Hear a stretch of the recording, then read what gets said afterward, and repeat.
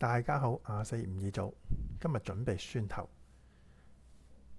我哋會用大蒜啦，將佢變成細塊嘅蒜頭，然之後可以製作蒜蓉、蒜片同埋原粒去皮嘅蒜頭。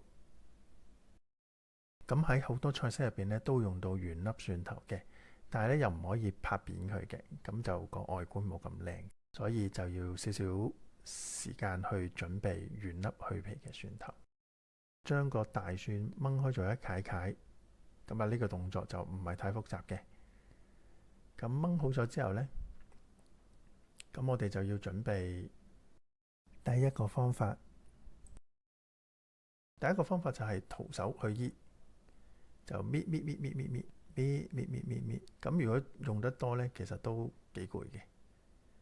咁另外一個方法就係用刀去切嗰個蒜頭嘅底部。咁但係咧，我哋唔好切到盡喎。咁因為蒜頭嗰個蒜衣咧有個特點咧，就係其實佢喺個蒜頭嘅底部咧係會沿住生長出嚟嘅。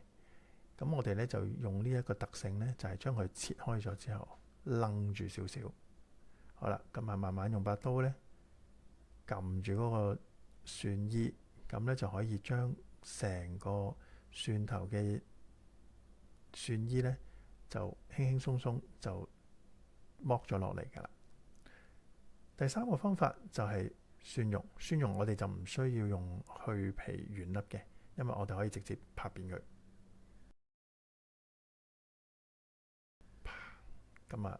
拍扁咗，咁佢就會成個甩出嚟。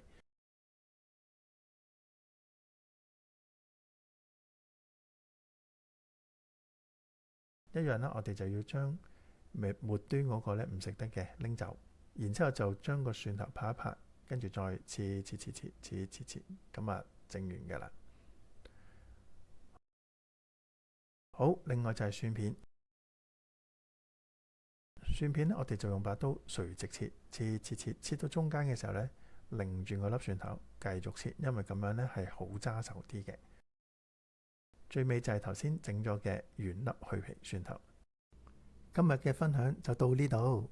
咁中意我條片嘅就記得俾 like 同埋訂閱我嘅頻道啊！多謝收睇，下次再見，拜拜。